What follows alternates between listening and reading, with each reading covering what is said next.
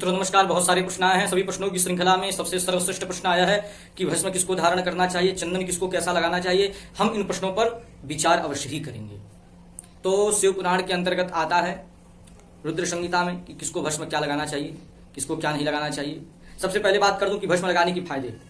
भस्म लगाने के अनंतानंत फायदे हैं मित्रों, और भस्म सभी लोग लगा सकते हैं।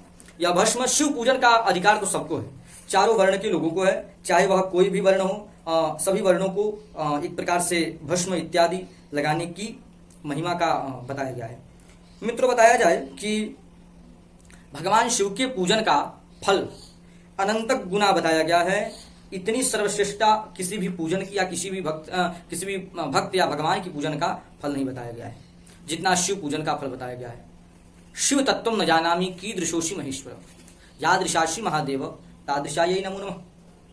कहते हैं कि शिव पूजन कोई भी कर सकता है और चारों वर्ण की व्यवस्था के लोग कर सकते हैं, ब्राह्मण क्षत्रिय शूद्र वैश्य सभी लोग।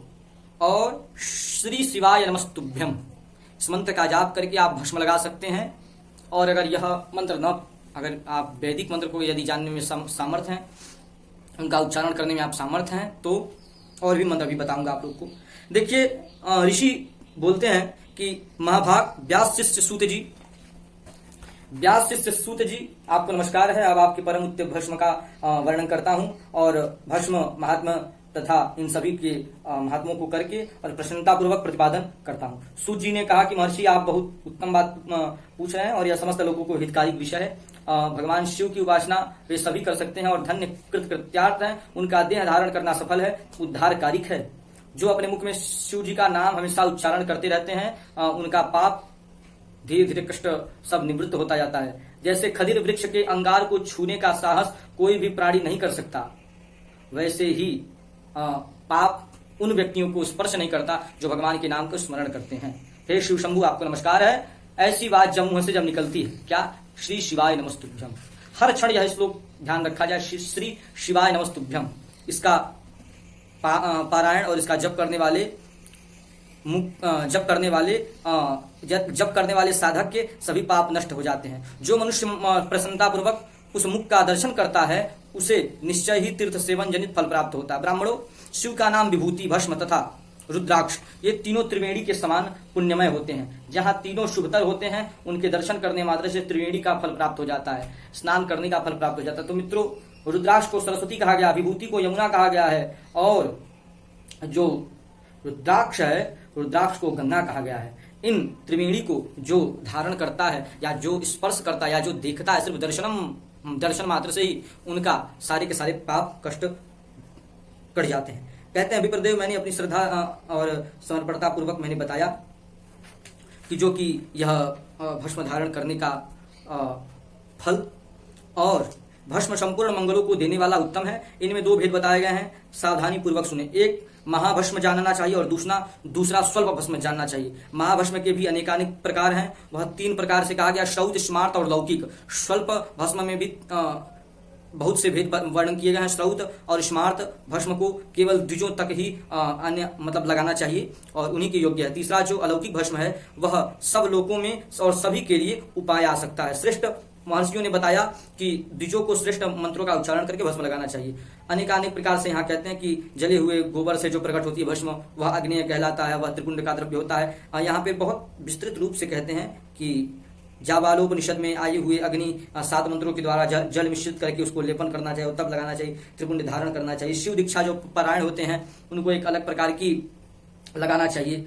यहाँ कहते हैं कि ललाट आदि में निर्दिष्ट स्थानों में भस्म 3 तिरछा रेखाएं बनाई जाती हैं, उन्हीं को विद्वानों ने त्रिपुंड कहा है। भौहों के मध्य से लेकर के जहां तक भौहों का अंत हो उतना ही बड़ा त्रिपुंड ललाट में करना चाहिए। मध्यमा और अनामिका अंगुली से रेखाएं करनी चाहिए और अंगुष्ठ द्वारा प्रतिलोम भाव से की गई रेखाओं को त्रिपुंड कहलाते हैं। ये सब यहाँ पर लिखते हैं। आगे लिखते हैं कि 3 रेखाएं त्रिपुंड होती हैं, अर्थात शत रजतम, इन तीनों गुणों का जो तीत है, त्रिगुणातीत है, वहां पर भगवान शिव का वास होता है। बहुत प्रकार से यहाँ पर लिखते हैं। अब हम आते हैं मूल विषय पर। गंगा मृतिका या गोपी चंदन से ऊर्ध्वपूर्ण भस्म लगाया जाए। श्रीखंड को दोनों प्रकार के बीचों बीच में लगाया है, जैसे मैंने लगाया है और जैसे मैंने किया है। किंतु उत्सव आदि में रात्रि में सर्वांग सर्वांगे हरिचंदनम सुललितम कंठे च मुक्तावरी गोपस्त्री परिवेष्टितो विजयते गोपाल चूड़ामणि। सभी स्नानों में लगाने का श्रेष्ठ पुण्य बताया गया।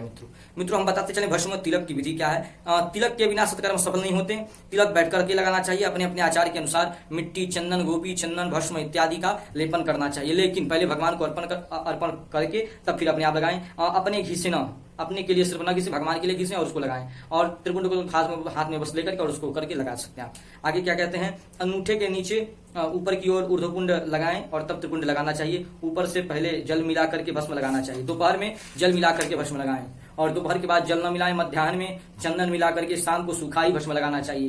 कहते हैं कि जल से भी तिलक लगाया जा सकता है, भस्म लगाया जा सकता है। ऊर्ध्व से अंगूठे से ऊर्ध्वपुंड करने के बाद मध्यमा और अनामिका से बाईं ओर से प्रभावित कर दाहिनी ओर भस्म लगावें। इसके बाद अंगूठे दाहिनी ओर 3 रेखाएं खींचें और 3 रेखाओं के बीच में जो मध्य जो भाग जो छूट जाता है वही उन रेखाओं को भस्म की रेखाएं कहनी चाहिए। और इससे कहते हैं कि 3 अंगुलियों के बीच जो रिक्त स्थान है नेत्र रेखाओं की सीमा है, अर्थात बाएं नेत्र से दाहिने नेत्र तक ही भस्म की रेखाएं हैं। इससे अधिक लंबी और न छोटी है तो हानिकारक है, लंबी है तो भी हानिकारक है। कहते हैं इस प्रकार रेखाओं की 6 अंगुल होती है। यह विधि ब्राह्मणों के लिए, क्षत्रियों के लिए 4 अंगुल और वैश्यों के लिए 2 अंगुल और शूद्रों के लिए 1 ही अंगुल लगाना चाहिए।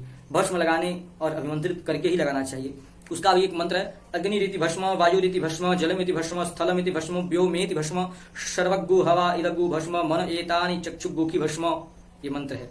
और इसको भी लगाते समय एक और मंत्र है कि पूर्णतः तो उसको 12 स्थानों पे लगाना चाहिए, लेकिन आप त्रायुखं जमदग्ने हैं कस्य त्रायुखम जिद्देवे कुत्रायुखं तन्नो त्रायुखम यहाँ करके लगाते हैं। हृदय पे लगाते हैं और ग्रीवा पे लगाते हैं, भुजा पे लगाते हैं, कंठ पे लगाते हैं, ललाट में लगाते हैं, पृष्ठ में भी कई लोग लगाते हैं यहाँ पर, और बचा कुचा पूरे सब शरीर में लगा लेते हैं।